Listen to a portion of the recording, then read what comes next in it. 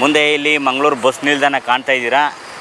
ನಾವು ಈ ಒಂದು ಪಾಯಿಂಟ್ ಏನಿದೆ ಇದೇ ಸ್ಥಳದಲ್ಲಿ ಮುಂದೆ ಇಲ್ಲಿ ಕಾಣ್ತಾ ಇರ್ಬೋದು ಭೂಮಿ ರೆಸಿಡೆನ್ಸಿ ಅಂತೇಳಿ.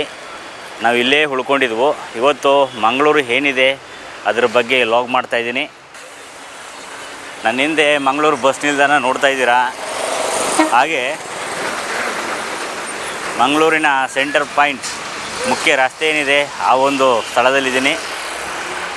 ನನ್ನ ಹಿಂದೆ ಇಲ್ಲಿ ನಿಮಗೆ ಪಕ್ಕದಲ್ಲೇ ಉಳ್ಕೊಳ್ಳೋದಕ್ಕೆ ನೀವೇನಾದರೂ ಬಂದರೆ ಇಲ್ಲಿ ತುಂಬ ಹೋಟೆಲ್ಗಳು ಕೂಡ ಇವೆ ನೋಡಿ ಗಾಯ್ಸ್.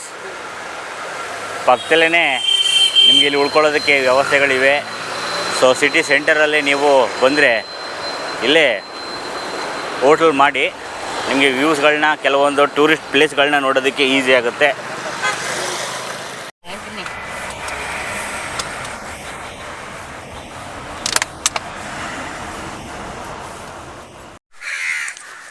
ಕೇರಳದ ಸುಲ್ತಾನ್ ಬತ್ತೇರಿಯನ್ನು ತೋರಿಸಿದ್ದೆ ನಿಮಗೆ. ಹಾಗೆ ನಾವಿವತ್ತು ಸುಲ್ತಾನ್ ಬತ್ತೇರಿ ತಣ್ಣೀರು ಬಾವಿ ಫೆರಿ ಸರ್ವಿಸ್ ಏನಿದೆ ಆ ಒಂದು ಪಾಯಿಂಟಲ್ಲಿದ್ದೀವಿ. ಮುಂದೆ ಇಲ್ಲಿ ಕಾಣ್ಬೋದು ಮಂಗಳೂರಿನ ಸುಲ್ತಾನ್ ಬತ್ತೇರಿ.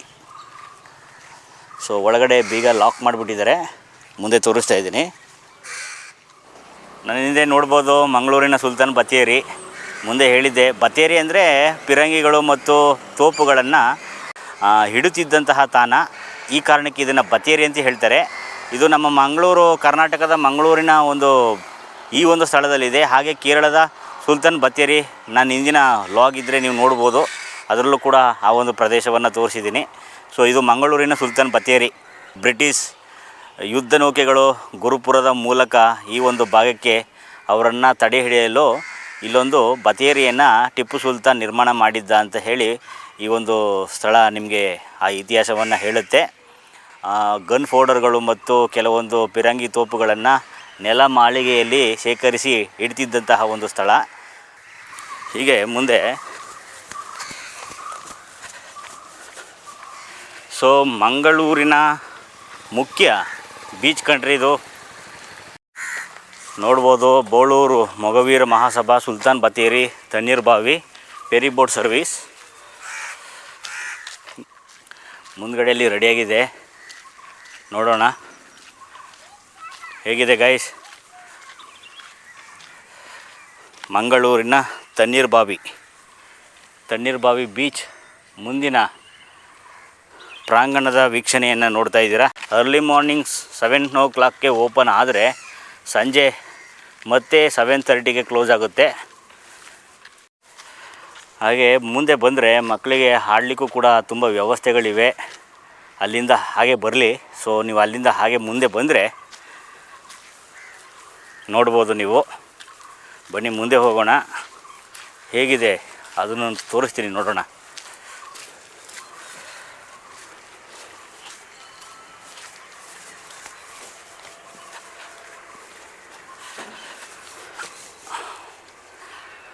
ನೋಡ್ರಿ, ಇಲ್ಲೂ ಕೂಡ ಕೂತ್ಕೊಳ್ಳೋದಕ್ಕೆ ತುಂಬ ವ್ಯವಸ್ಥೆಗಳಿವೆ. ಇಲ್ಲಿ ಬಂದು ನೀವು ಬೋಟಿಂಗೆಲ್ಲ ಆದಮೇಲೆ ಇಲ್ಲೆಲ್ಲ ನೀವು ರೆಸ್ಟ್ ಮಾಡ್ಬೋದು. ಮುಂದ್ಗಡೆಯಲ್ಲಿ ಫೆರಿಗಳಿವೆ, ಬೋಟ್ಗಳ ವ್ಯವಸ್ಥೆಗಳಿವೆ.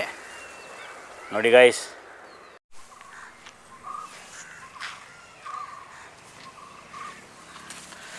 ಬನ್ನಿ ಮುಂದೆ ಹೋಗೋಣ. ಈ ಪಾಯಿಂಟಿಂದ ಮುಂದೆ ಇಲ್ಲೊಂದು ಟಿಕೆಟ್ ಕೌಂಟರ್ ಇದೆ. ಇಲ್ಲಿ ಟಿಕೆಟನ್ನು ಬೈ ಮಾಡಿ ಮುಂದೆ ಅಲ್ಲಿ ಫೆರಿ ಇದೆ, ಹಾಗೆ ಹೋಗುವಂಥದ್ದು. ಬೋಳೂರು ನಮ್ಮ ತಣ್ಣೀರು ಬಾವಿ ಟಿಕೆಟ್ ಕೌಂಟರ್ ಇದೆ. ಇಲ್ಲಿ ನೋಡ್ಬೋದು ಒಬ್ಬರಿಗೆ 20 ರೂಪಾಯಿ. ಬೆಳಗ್ಗೆ ಅರ್ಲಿ ಮಾರ್ನಿಂಗ್ 7:30 ಓಪನ್ ಆದರೆ ಸಂಜೆ 7:30 ಕ್ಲೋಸ್ ಆಗುತ್ತೆ. ಸೊ ಒಬ್ಬರಿಗೆ 20 ರೂಪಾಯಿ ಕಣ್ರಿ. ಬೋಟ್ಗಳೆಲ್ಲ ಇವೆ. ಬನ್ನಿ ಮುಂದೆ ಹೋಗೋಣ.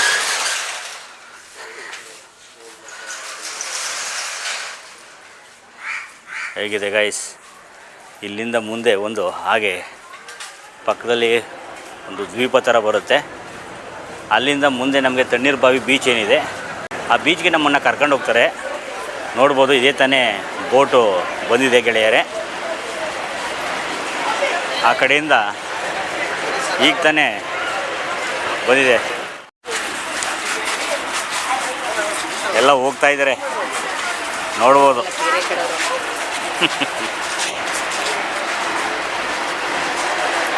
ಹೊರಡೋದಾ? ಹೋಗೋಣ ಬನ್ನಿ ಗೆಳೆಯರೆ.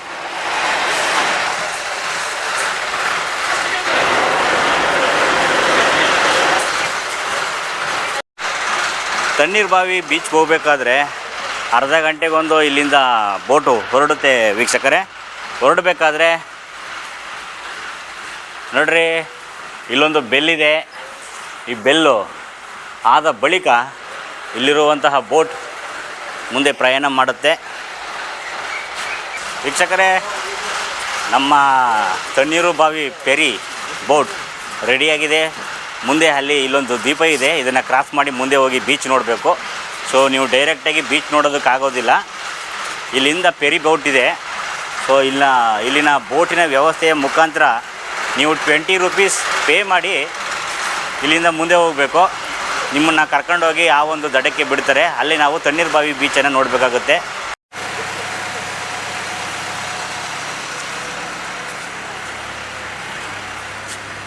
ನೋಡಿ, ಮುಂದೆ ಇಲ್ಲಿ ಕಾಣಿಸ್ತಾ ಇದೆಯಲ್ಲ, ಇಲ್ಲಿ ಕರ್ಕೊಂಡೋಗಿ ನಮ್ಮನ್ನು ಬಿಡ್ತಾರೆ. ಮುಂದೆ ಈ ದ್ವೀಪದಿಂದ ನೀವು ಆ ಭಾಗ ಏನಿದೆ ಅಲ್ಲಿ ನಮಗೆ ತಣ್ಣೀರ್ಬಾವಿ ಬೀಚ್ ನೋಡಲಿಕ್ಕೆ ಸಿಗುತ್ತೆ.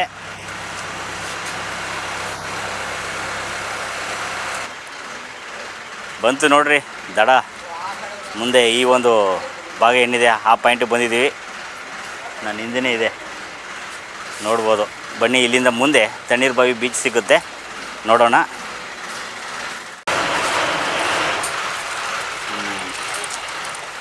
ಬನ್ನಿ ಹೋಗೋಣ ಮುಂದೆ. ಸೊ ಇದು ಬಂದು ನಮ್ಮ ತಣ್ಣೀರ್ಬಾವಿ ಬೀಚ್ ಕಣ್ರಿ. ನೋಡ್ರಿ, ಅಲ್ಲಿಂದ ನಿಮ್ಮನ್ನ ಬೋಟಲ್ಲಿ ಕರ್ಕೊಂಡು ಬಂದು ಇಲ್ಲಿ ಬಿಡ್ತಾರೆ. ನೋಡ್ರಿ, ಬರಬೇಕಾದ್ರೆ ಗುಳಿಗಜ್ಜ ದೇವಸ್ಥಾನ ತಣ್ಣೀರ್ಬಾವಿ ಬೋಳೂರು ಅಂತೇಳಿ ಹಾಕಿದ್ದಾರೆ. ಕಾಂತಾರ ಮೂವಿ ನೋಡಿ ಇವ್ರುಗಳ ಪರಿಚಯಗಳೆಲ್ಲ ಆಯಿತು ಅಂತ ಹೇಳ್ಬೋದು. ನಮಗಿದೆಲ್ಲ ತಿಳಿದೇ ಇರಲಿಲ್ಲ. ಎಲ್ಲ ಕಾಂತಾರ ಮೂವಿ ನೋಡಿದ ಮೇಲೆ ಪ್ರತಿಯೊಂದು ಗುಳಿಗ ಕೊರಗಜ್ಜ ಈ ಒಂದು ಭಾಗದಲ್ಲಿ ತುಂಬ ಭಯಭಕ್ತಿಯಿಂದ ಪೂಜೆ ಮಾಡ್ತಾರೆ ರೀ. ಹಾಗೆ ಸ್ವಾಮಿಗಳಿಗೆ ತುಂಬ ಭಯದಿಂದ ನಡ್ಕೋತಾರೆ. ಒಳ್ಳೆ ದೈವಗಳು ಅಂಥೇಳಿ ಈ ಭಾಗದಲ್ಲಿ ಪೂಜೆ ಮಾಡ್ತಾರೆ ಅವರನ್ನು. ನೋಡಿರಿ, ಮಂಗಳೂರು ಅಂದರೆ ಬರೀ ಮೀನು ಊಟ ಕಣ್ರಿ. ಇಲ್ಲಿ ಹೋದ್ರೂ ನಿಮಗೆ ಮೀನು ಊಟ ಸಿಗುತ್ತೆ. ಇಲ್ಲಿ ನೋಡ್ಬೋದು ನೀವು.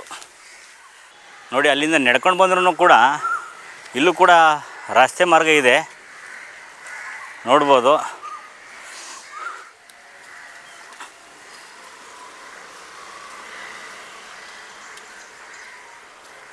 Mangaluru smart city Tannirbhavi beach ಮುಂಭಾಗದಲ್ಲಿದ್ದೀವಿ. ಇಲ್ಲಿ ನೋಡಿ, ನಮ್ಮ ತಣ್ಣೀರ್ಬಾವಿ ಬೀಚ್ ಏನಿದೆ, ಒಂದು ಬ್ಲೂ ನಕ್ಷೆ ಇದೆ ಇಲ್ಲಿ ನೋಡಿ. ಆ ಪೆರಿ ಪಾಯಿಂಟ್, ಆ ಒಂದು ದ್ವೀಪದಿಂದ ನಾವು ಈ ಬೀಚಿಗೆ ಬರಬೇಕಾಗುತ್ತೆ. ಅದನ್ನು ಇಲ್ಲಿ ಒಂದು ಮೆನ್ಷನ್ ಮಾಡಿದ್ದಾರೆ ಅವರು. ಇಲ್ಲಿ ಟಿಕೆಟ್ ಕೌಂಟರ್ ಇದೆ. ಇಲ್ಲೂ ಕೂಡ ನೀವು ನೋಡಿರಿ, 20 ರೂಪಾಯಿ ಕೊಟ್ಟು ಟಿಕೆಟ್ ತಗೋಬೇಕಾಗುತ್ತೆ. ಮುಂದೆ ಹಾಗೆ ಹೋಗಬೇಕು. ನೋಡಿದ್ರಲ್ಲ, ಇಲ್ಲೂ ಕೂಡ ಒಂದು ಟಿಕೆಟ್ ಕೌಂಟರ್ ಇದೆ. ಹಾಗೆ ನಾನು ಮುಂದೆ ನೋಡ್ಬೋದು. ಬನ್ನಿ ಹಾಗೆ ಮುಂದೆ ಹೋಗೋಣ.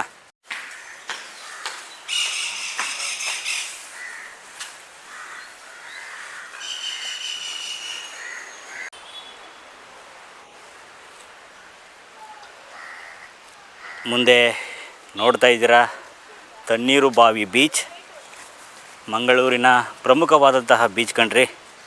ಪಣಂಬೂರು ಬೀಚ್ ಅಂತ ಹೇಳ್ತಾರೆ, ಆದರೆ ಪಣಂಬೂರು ಮಂಗಳೂರು ಬರಲು ಮುಂದೆ ಇನ್ನೂ ದೂರ ಹೋಗಬೇಕಾಗುತ್ತೆ ಪಣಂಬೂರು ಬೀಚ್ ನೋಡಲಿಕ್ಕೆ. ಆದರೆ ಮುಖ್ಯ ಬೀಚ್ ಬಂದು ತಣ್ಣೀರುಬಾವಿ ಬೀಚ್. ಮಿಸ್ ಮಾಡದೆ ನೀವು ಈ ಒಂದು ಬೀಚನ್ನು ನೋಡಬೇಕು. ತುಂಬ ಒಳ್ಳೆ ವೆಲ್ ಮೇಂಟೈನ್ಡ್ ಅಂತ ಹೇಳ್ಬೋದು, ಅಷ್ಟು ಚೆನ್ನಾಗಿ ಇದನ್ನು ನಿರ್ವಹಣೆ ಮಾಡಿದ್ದಾರೆ. ಬನ್ನಿ ಹೋಗೋಣ. ನೋಡ್ರಿ ಹೇಗಿದೆ, ನೋಡ್ತಾ ಇದ್ರೇ ಫಸ್ಟು ಇಂಪ್ರೆಷನ್ ಆಗಿಬಿಟ್ಟೆ ನಾನು. ತುಂಬ ಚೆನ್ನಾಗಿದೆ ತಣ್ಣೀರುಬಾವಿ ಬೀಚು. ಮಂಗಳೂರು ಬಂದರೆ ನೀವು ಮಿಸ್ ಮಾಡಬಾರ್ದು.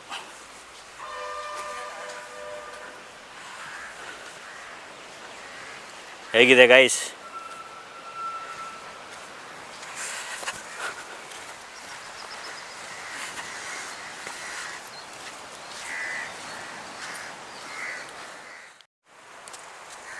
ಅರ್ಲಿ ಮಾರ್ನಿಂಗ್ ತಣ್ಣೀರುಬಾವಿ ಕಡಲ ತೀರಕ್ಕೆ ಆಗಮಿಸಿದ್ದೀವಿ ವೀಕ್ಷಕರೇ.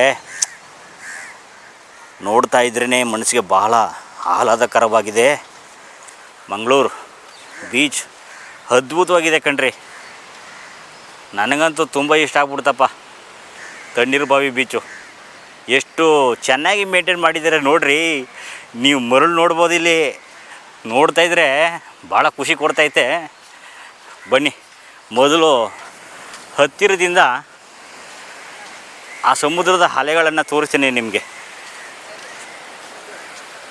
ನೋಡ್ರಿ ಹೇಗಿದೆ ನೋಡ್ರಿ. ಸುಮ್ಮನೆ ಕರೆದಿಲ್ಲ ಕಣ್ರಿ ಇದನ್ನು ಬ್ಲೂ ಫ್ಲಾಗ್ ಬೀಚ್ ಅಂತೇಳಿ. ಅದ್ಭುತವಾಗಿದೆ ತಣ್ಣೀರುಬಾವಿ ಬೀಚು. ನೀವು ಖಂಡಿತವಾಗಿಯೂ ಕೂಡ ವಿಸಿಟ್ ಮಾಡಬೇಕಾದಂತಹ ಸ್ಥಳ. ಹೌದಾ? ಹಾಂ. ಇಷ್ಟ ಆಯ್ತು ಹಾಗಾದ್ರೆ ಇದು. ನೋಡಿ, ನಮ್ಮ ತಾಯಿಗೂ ಕೂಡ ತುಂಬ ಇಷ್ಟ ಆಗಿರುವಂತಹ ಒಂದು ಸ್ಥಳ ಅಂತ ಹೇಳ್ತಾ ಇದ್ದೀನಿ. ನೋಡ್ರಿ, ಒಂದು ಸಲ ಕಣ್ ತುಂಬ್ಕೊಳ್ಳಿ.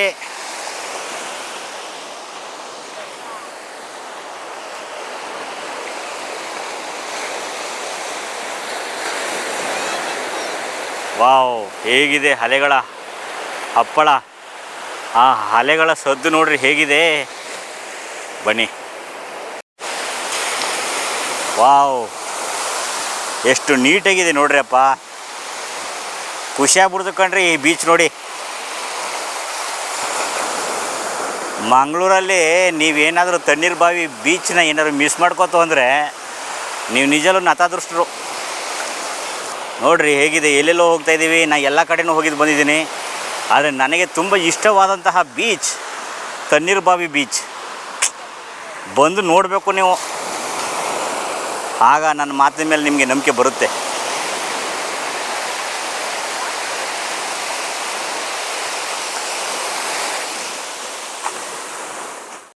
ಉಪ್ಪು ನೀರಿನ ಸ್ನಾನ, ಸಮುದ್ರದ ಸ್ನಾನ ಮಾಡಬೇಕು. ಡಯಾಬಿಟಿಸ್, ಸಕ್ಕರೆ ಕಾಯಿಲೆಗಳು ಬರೋದಿಲ್ಲ. ನೀವು ಮಾಡ್ತಾಯಿರಿ. ದೇಹಕ್ಕೆ ಕೆಲವು ಉಪ್ಪಿನ ಅಂಶವೂ ಕೂಡ ಬೇಕಾಗಿದೆ.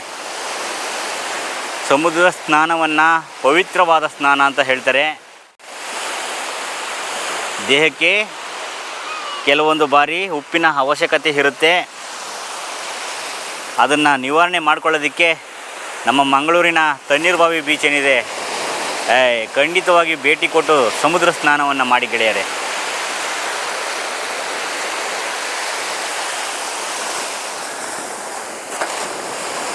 ವಾವ್, ಹಾಗೆ ಸಮುದ್ರದ ಕಡಲ ತೀರ, ತಣ್ಣೀರುಬಾವಿ ಕಡಲ ತೀರ ಏನಿದೆ ನೋಡ್ತಾ ಇದ್ದೀರಾ ನೋಡಿ. ಇದಕ್ಕೆ ದುಡ್ಡು ಕೊಡಬೇಕು ಕಣ್ರಿ ನೀವು. ಎಷ್ಟು ಮೇಂಟೈನ್ ಆಗಿದೆ ನೋಡಿ. ಬೇರೆ ಕಡೆ ಹೋದರೆ ನಿಮಗೆ ಈ ಥರ ಸಿಗೋಲ್ಲ.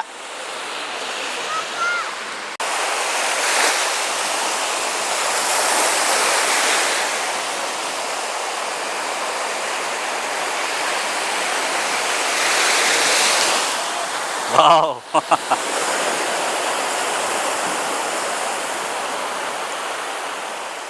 ಕೇಳಿಸ್ತಾ ಇದೆಯಾ ಸಮುದ್ರದ ಅಲೆಯ ಹೊಡೆತ? ಕೇಳ್ಬೋದು ನೋಡ್ರಿ. ಇದನ್ನು ಬ್ಲೂ ಫ್ಲಾಗ್ ಪಾಯಿಂಟ್ ಬೀಚ್ ಅಂತ ಹೇಳ್ತಾರೆ, ತಣ್ಣೀರುಬಾವಿ ಬೀಚನ್ನು. ಏನಕ್ಕೆ ಬ್ಲೂ ಫ್ಲಾಗ್ ಬೀಚ್ ಅಂತ ಹೇಳ್ತಾರೆ ಅಂದರೆ, ಇಲ್ಲಿ ವೆಲ್ ಮೇಂಟೈನ್ಡ್, ಚೆನ್ನಾಗಿ ನಿರ್ವಹಣೆ ಮಾಡಿರ್ತಾರೆ.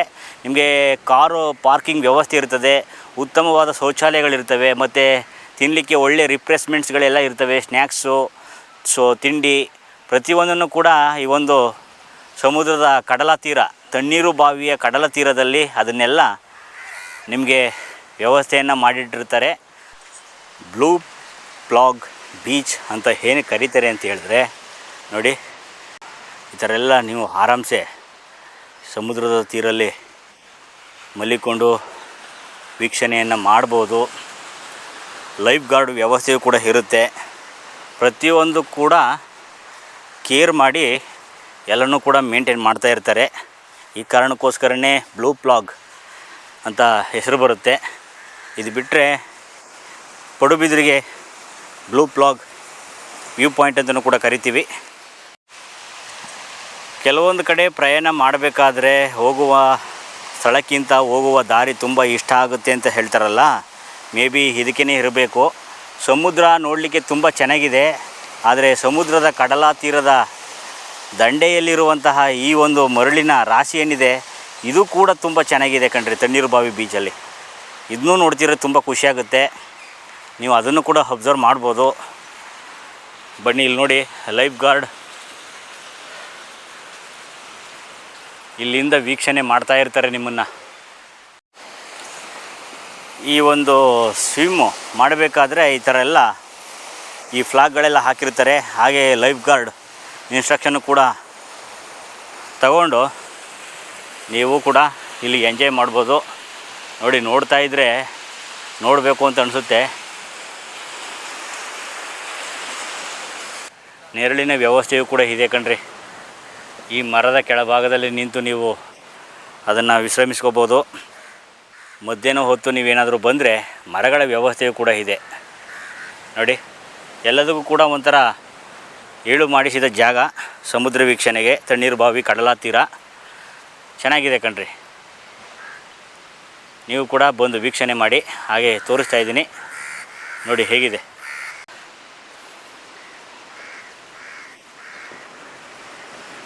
ಈ ಆರಾಮ್ ಚೇರ್ಗಳ ಮುಖಾಂತರ ನೀವು ಸಮುದ್ರದ ವೀಕ್ಷಣೆಯನ್ನು ಮಾಡ್ಬೋದು. ತಣ್ಣೀರುಬಾವಿ ತುಂಬ ಕೂಲಾಗಿದೆ ಕಣ್ರಿ. ಸಂಗಮ್ ಸಾಹಿತ್ಯದಲ್ಲಿ ತುಳುನಾಡು ಎಂದು ಇದನ್ನು ಶಾಸನಗಳಲ್ಲಿ ಮೆನ್ಷನ್ ಮಾಡಿದ್ದಾರೆ, ಉಲ್ಲೇಖ ಮಾಡಿದ್ದಾರೆ. ಹಾಗೆ ನೋಡ್ರಿ, ಬಾದಾಮಿ ಚಾಲುಕ್ಯರ ಸಾಮಂತರಾಗಿದ್ದಂತಹ ಆಳೂಪರು ಅನಂತರದಲ್ಲಿ ಈ ಪ್ರದೇಶದಲ್ಲಿ ಸ್ವತಂತ್ರ ರಾಜ್ಯವನ್ನು ಕಟ್ಟಿಕೊಂಡು ಕ್ರಿಸ್ತಶಕ 7-8ನೇ ಶತಮಾನದಲ್ಲಿ ಇದು ಮಂಗಳೂರು ಆಳೂಪರ ರಾಜಧಾನಿಯಾಗಿತ್ತು ಅಂತ ಹೇಳಲಾಗುತ್ತೆ. ಅನಂತರದಲ್ಲಿ ಕುಲಶೇಖರ ಆಳುಪೇಂದ್ರನ ಕಾಲದಲ್ಲಿ ಕ್ರಿಸ್ತಶಕ 1160 1220 ಮಂಗಳೂರನ್ನು ಮತ್ತೆ ರಾಜಧಾನಿಯನ್ನಾಗಿ ಮಾಡಲಾಗುತ್ತೆ. ಹಾಗೆಯೇ ಈ ಪ್ರದೇಶವು ಕೆಲ ಕಾಲ ಹೊಯ್ಸಳರ ಸಾಮ್ರಾಜ್ಯಕ್ಕೂ ಸೇರಿತ್ತು ಅಂತ ಹೇಳ್ಬೋದು. ಮತ್ತು ಹಾಗೆ ವಿಜಯನಗರದ ಅರಸರು ಕೂಡ ಈ ಪ್ರಾಂತ್ಯವನ್ನು ವಶಪಡಿಸಿಕೊಂಡಿದ್ದರು. ಕೊನೆಗೆ ಕ್ರಿಸ್ತಶಕ 1526ರಲ್ಲಿ ಪೋರ್ಚುಗೀಸರು ಮಂಗಳೂರನ್ನು ತಮ್ಮ ಹಿಡಿತಕ್ಕೆ ತೆಗೆದುಕೊಂಡರಲ್ಲದೆ ಕೆಲವು ಒಪ್ಪಂದಗಳ ಬಳಿಕ ಅವರು ಇಲ್ಲಿ ಒಂದು ಕಾರ್ಖಾನೆಯನ್ನು ನಿರ್ಮಿಸ್ತಾರೆ 1670ರಲ್ಲಿ. ಓಕೆ. ಮತ್ತು 18ನೇ ಶತಮಾನದ ಮೊದಲ ದಶಕದಲ್ಲಿ ಕೆಳದಿಯ ನಾಯಕರು ಪೋರ್ಚುಗೀಸರನ್ನು ಇಲ್ಲಿಂದ ಉಚ್ಚಾಟನೆ ಮಾಡ್ತಾರೆ ಅಂತ ಹೇಳ್ಬೋದು. ಹಾಗೆ 1763ರಲ್ಲಿ ಹೈದರಾಲಿ ಮಂಗಳೂರನ್ನು ಆಕ್ರಮಿಸಿಕೊಂಡು ಇಲ್ಲಿ ಹಡಗುಕಟ್ಟೆಯನ್ನು ನಿರ್ಮಿಸಿದ ಅಂತ ಹೇಳಲಾಗುತ್ತೆ ವೀಕ್ಷಕರೇ. ಮತ್ತು 1768ರಲ್ಲಿ ಬ್ರಿಟಿಷರು ಮಂಗಳೂರನ್ನು ವಶಪಡಿಸ್ಕೋತಾರೆ. ಟಿಪ್ಪು ಸುಲ್ತಾನ್ 1794ರಲ್ಲಿ ಮತ್ತೆ ಇದನ್ನು ತನ್ನ ವಶಕ್ಕೆ ತೆಗೆದುಕೊಳ್ತಾನೆ. 1799ರಲ್ಲಿ ಶ್ರೀರಂಗಪಟ್ಟಣ ಪತನವಾದ ಬಳಿಕ ಮಂಗಳೂರನ್ನು ಪುನಃ ಬ್ರಿಟಿಷರ ಆಡಳಿತಕ್ಕೆ ಸೇರ್ಕೋತು ಈ ಪ್ರದೇಶ ಅಂತ ಹೇಳ್ಬೋದು. ಬೋಳೂರಿನಲ್ಲಿ ಒಂದು ಕಾವಲು ಗೋಪುರವಿದೆ. ಹಿಂದೆ ಟಿಪ್ಪು ಸುಲ್ತಾನನು ಕೂಡ ಈ ಒಂದು ಭಾಗದಲ್ಲಿ ಗುರುಪುರ ನದಿಯ ಮೂಲಕ ಶತ್ರುಗಳು ನುಸುಳಿ ಈ ಒಂದು ಭಾಗಕ್ಕೆ ಬರ್ತಾಯಿದ್ರಂತೆ. ಅವ್ರನ್ನ ತಡೆ ಹಿಡಿಯಲು ಇಲ್ಲೊಂದು ಕಾವಲು ಗೋಪುರ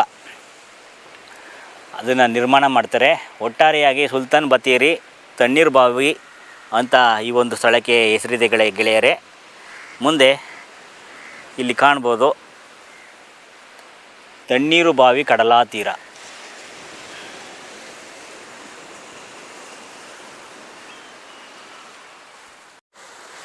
ಹಾಗೆ ಆಕಾಶದಲ್ಲಿ ನೋಡ್ಬೋದು, ದೂರದಲ್ಲಿ ವಿಮಾನ ಹೋಗ್ತಾ ಇದೆ.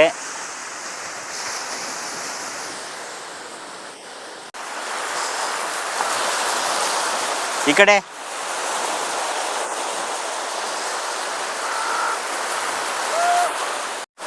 ನೋಡ್ರಿ, ಅಲ್ಲಿ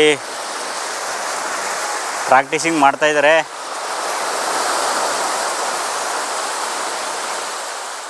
ಸಮುದ್ರದ ಬಳಿ ಸ್ನಾನ ಮಾಡಿದ್ಮೇಲೆ ನೀವೇನಾದರೂ ಸ್ನಾನ ಮಾಡಬೇಕಾದ್ರೆ ಶೋವರ್ಗಳು ಇಲ್ಲಿವೆ. ಮತ್ತು ಜೆಂಟ್ಸ್ ಟಾಯ್ಲೆಟ್ ಏನಿದೆ ಇಲ್ಲಿ ಕಾಣ್ಬೋದು. ಮುಂದೆ ನೀವು ಅಲ್ಲಿ ಸಮುದ್ರ ಸ್ನಾನ ಮಾಡಿ ಆಟ ಆಡಿ ನೀವು ಇಲ್ಲೇ ಇದೆ ನೋಡಿ, ಇಲ್ಲೋಗಿ ನೀವು ತಣ್ಣೀರಲ್ಲಿ ಸ್ನಾನ ಮಾಡಿ ಫ್ರೆಶ್ ಅಪ್ ಆಗಿ ಹೋಗ್ಬೋದು. ಸೊ ಮುಗೀತು ಕಣ್ರಿ, ಮುಂದೆ ಹೋಗೋಣ, ಬನ್ನಿ ಹೋಗೋಣ.